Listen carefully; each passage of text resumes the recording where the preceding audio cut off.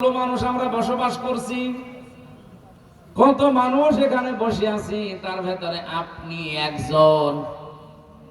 আমি মাঝে মাঝে যখন একা একা একটু বসে বসে চিন্তা করি, আল্লাহ তোমার যে সৃষ্টির ভূগোলের যে বিষয়গুলো তুলে ধরা আছে একটু পড়ি, তোমার যে বিশাল বিশাল সৃষ্টি, তার তুলনায় আমি হামজা, আমি তোমার নজর।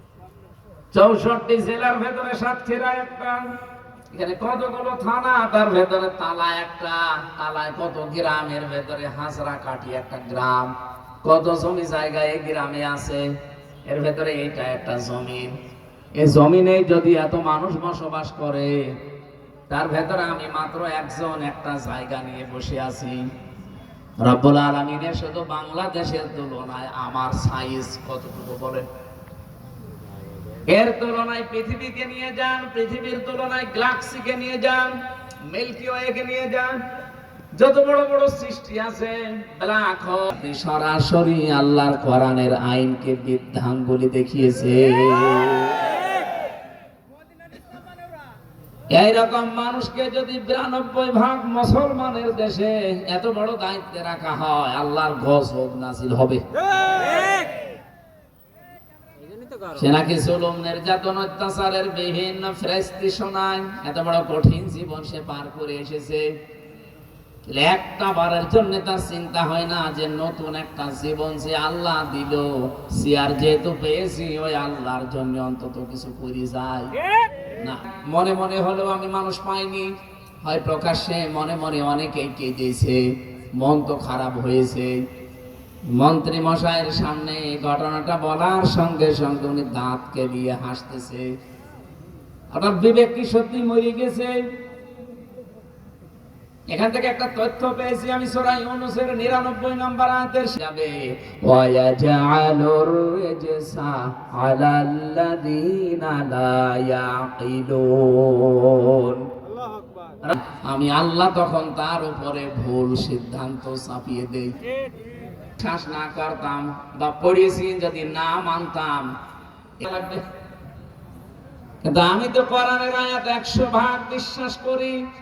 আমি জানি যে অবৈধ ভাবে এগুলো যদি আমি তৈরি করে 5 বছরে মনে করেন 5000 কোটি টাকার সম্পদ আমি রেখে গেলাম, কিন্তু আমি তো এত টাকার সম্পদ দুনিয়ার জীবনে ভোগ করতে পারবো না, সম্ভব না।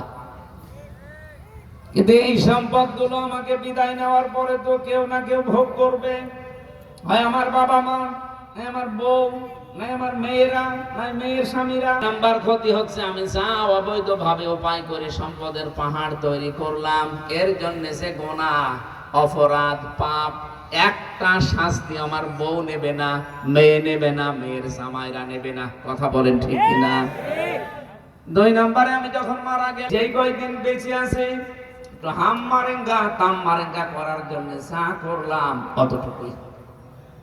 রব্বুল আলামিন সূরা হাদীদের 20 নম্বর আয়াতে একটা উদাহরণ দিয়েছেন এই সংক্রান্ত, ওয়াজিনাতুম ওয়া তাফাখুরুম বাইনাকুম ওয়া তাকাসুরুম ফিল আমওয়ালি ওয়াল আওলাদ। দেখো এখানে যদি আল্লাহ আমাকে বলতেন, আপনাদেরকে আমি শোনাতাম না। ইলামু, বহু বছর আমি যেমন আছি, মাওলানা মোজাম্মেল হকও আছে, উনি যেমন আছে আপনিও আছেন। সুতরাং এই আয়াতটা সবার জন্য, সবাই মিলে জ্ঞান দিয়ে, জ্ঞানের চক্ষু দিয়ে, দৃষ্টি দিয়ে, অন্তর্দৃষ্টি দিয়ে জেনে রাখো। কি জেনে রাখবা? কেবলমাত্র দুনিয়ার জীবনটা খেলাধুলা, রং তামাশা ছাড়া কিছুই না। আমি একটা জেলখানায় এত বেশি পড়েছিলাম, 3 বছরের ভেতরে আমার মনে হয় এই আয়াতটা কমপক্ষে 500 বার আমি পড়েছি। এই আয়াতটা আমার খুব বেশি জীবন পরিবর্তনের সহায়ক। আল্লাহ বলেন দুনিয়ার জীবনটা পুরা খেলাধুলা, রং তামাশা, ধোঁকাবাজি। উনি উদাহরণ দিলেন এইভাবে, ওয়াজিনাতুন ওয়া তাফাখুরুম বাইনাকুম ওয়া তাকাসুরুম ফিল আমওয়ালি ওয়াল আওলাদ। দুনিয়ার জীবনে মানুষ শুধু টাকা পয়সা